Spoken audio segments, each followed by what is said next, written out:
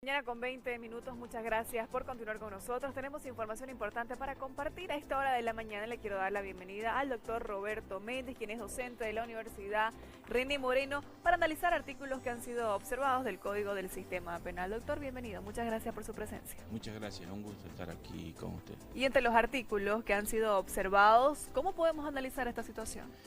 Yo le quiero hacer un análisis de cómo este nuevo Código Penal viola la Constitución Política del Estado y la Declaración de los Derechos Humanos. Si nosotros vemos el artículo 410 de la Declaración de la Constitución Política del Estado, vamos a ver que existe la primacía, vale decir que no puede haber una norma más superior que la Constitución Política del Estado, y en la pirámide de Kelsen están también los tratados internacionales en ese bloque de constitucionalidad. Es así que hay una serie de artículos. ¿Qué es lo que dice la Declaración de los Derechos Humanos? Primero vámonos al concepto de la Declaración de los Derechos Humanos. Vamos a ver qué son esos bienes jurídicos que nosotros tenemos por el hecho de nacer hombres o nacer mujeres, que son inalienables, que son imprescriptibles, y que tiene las tres dimensiones: la dimensión política, la dimensión jurídica y también la dimensión ética, vale decir, la búsqueda del bien común, que tienen que ver también con la conformación de los estados, que tienen como base fundamental buscar la paz y la armonía, ¿ya?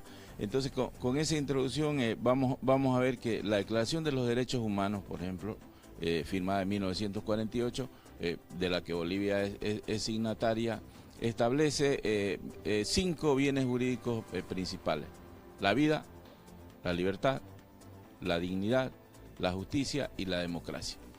Y este Código Penal viola precisamente, bueno, le digo que casi todo. En el principal bien jurídico que tenemos nosotros, que es la vida, Ya. Si nosotros vemos qué es lo que dice la Constitución Política del Estado, por ejemplo, que se reconoce el derecho a la vida como fundamental. Sin embargo, en el artículo 157 del Código del Sistema Penal se reconoce, por ejemplo, el aborto. Se aumentan mayores causales al aborto. Por el hecho de ser estudiante, por ejemplo, una persona puede ir a solicitar el aborto.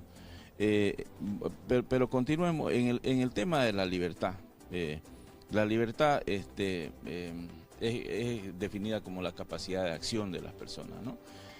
Esta libertad está relacionada con la libertad de conciencia, con la libertad de expresión. Ahí es donde vemos el reclamo que hacemos nosotros los periodistas, porque no reconoce este Código Penal fueros ni privilegios, no reconoce nuestra ley de imprenta del año 1925, no reconoce los tribunales de imprenta y nos lleva, digamos, a la justicia ordinaria a los periodistas en caso de delitos de que se cometan delitos contra el honor, ¿no? Libertad de conciencia también son los que están reclamando las organizaciones religiosas, porque en uno de los artículos del Código Penal se establece penas de 7 a 12 años, por ejemplo, contra quienes recluten personas con la intención y mencionan, digamos, a las organizaciones religiosas. Por eso es que se han levantado.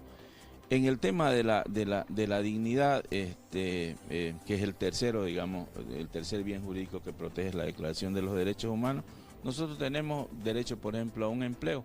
Sin embargo, este Código Penal establece penas como, por ejemplo, la inhabilitación. ¿La inhabilitación qué es? Dejar sin efecto la fuente de trabajo de una persona. Que ya no podría ejercer no más podría adelante. ejercer. Es lo que reclaman, por ejemplo, los médicos, es lo que reclaman, bueno, casi todos los profesionales, ¿no? Entonces, en el tema de la justicia, ahí vemos varias cosas, ¿no? Si vemos el concepto de justicia, es dar a cada uno lo que le corresponde, ¿no? El concepto. Sin embargo, nosotros vemos que no le encuentro yo una razón para que se haya cambiado de política nosotros en la ley Marcelo Quiroga Santa Cruz, aprobada por este régimen de gobierno, se establecían penas mayores a 4 años para delitos como por ejemplo malversación de fondos, incumplimiento de deberes. Sin embargo, ahora las penas son menos de 3 años. O sea, en el mismo, bueno, en el anterior Código Penal que nosotros teníamos, el nuevo código, en el anterior Código de Procedimiento, nosotros se establece el perdón judicial para las penas que son menores a 3 años. Entonces, se establece ese tipo de cosas. Y hay algo más grave también, digamos, en el tema de la justicia. Existe un principio en este nuevo Código de Procedimiento Penal y que está en concordancia con el Pacto de San José de Costa Rica, que habla de la presunción de la inocencia. Todos nosotros somos inocentes hasta que no se nos pruebe la culpabilidad. Sin embargo, en este Código del Sistema Penal, que también incluye el procedimiento penal, se establece el allanamiento de domicilio, cosa que va en contra de la Declaración de los Derechos Humanos, que dice el domicilio es inviolable, lo que dice la Constitución Política del Estado. Entonces, eso en el tema de la justicia. Y en el tema de la democracia, democracia conceptualmente hablando viene de demos pueblo, cracia gobierno, que es el gobierno del pueblo. Aquí se establecen delitos por ejemplo, como la sedición, que se aumenta, digamos, la pena. El anterior código penal establecía para este tipo de delitos 3 años, que podía acogerse, digamos, la persona que era acusada de ese delito podía acogerse al perdón judicial, pero en el nuevo Código Penal se aumenta a 4 años.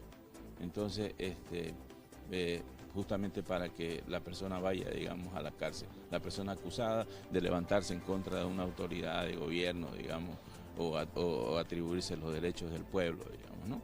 Entonces, y veo también, digamos, que aquí,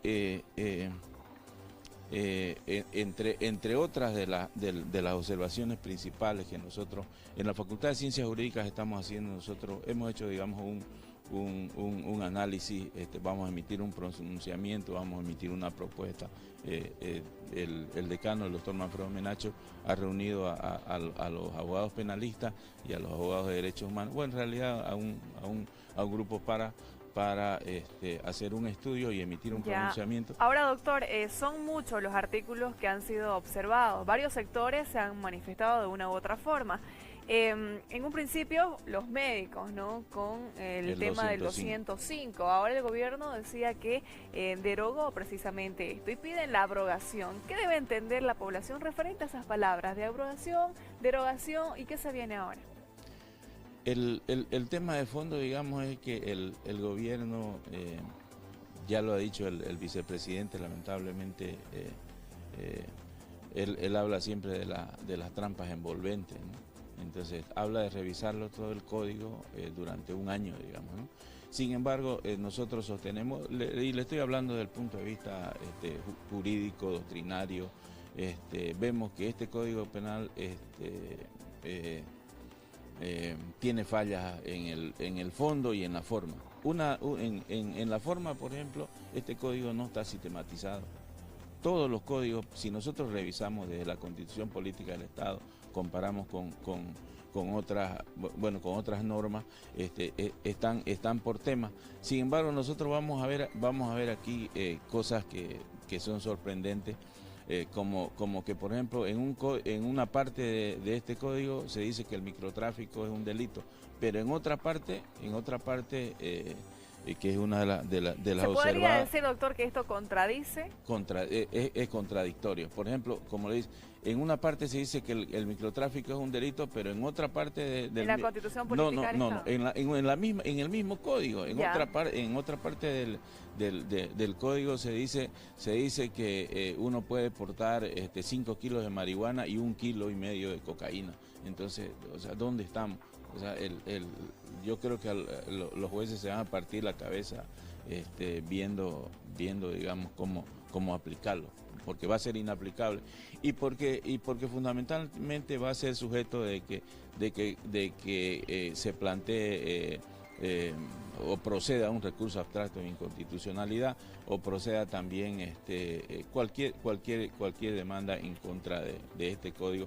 Por eso es que hay que hacerle una revisión. Doctor, para finalizar, por favor, quiero consultarle a ustedes como abogados profesionales qué piensan hacer, o una vez que ya han analizado estos artículos, han observado también las fallas, podríamos decir así, de comparando y que se contradice contra esto. Desde el punto de vista de los abogados, diré de la Universidad René Moreno, nosotros vamos a hacer una propuesta, por eso estamos elaborando, haciendo todas las observaciones, para un nuevo código, o proponerle al gobierno. Va a haber una reunión de todas las universidades para revisarlo. ¿Esto a nivel nacional? Esto a nivel nacional. Ahora, yo también soy periodista, quiero invitar, por ejemplo, ahora tenemos a las 10 de la mañana un plantón de la prensa que va a ser en el atrio de la catedral, donde periodistas, hombres de la prensa, estudiantes de la carrera de comunicación van a colocar sus micrófonos, sus grabadoras, sus cámaras fotográficas, justamente también en protesta, porque este código penal desconoce el fuero y la asistencia de los tribunales de imprenta. El doctor Roberto Méndez nos acompañó esta mañana, él es docente de la Universidad René Moreno, y hemos observado algunos artículos también para poder analizar y darle a conocer a la población. Muchas gracias, doctor. Muchas gracias. Nos esperamos en una próxima oportunidad. Listo. Que esté muy bien. Continuamos con más.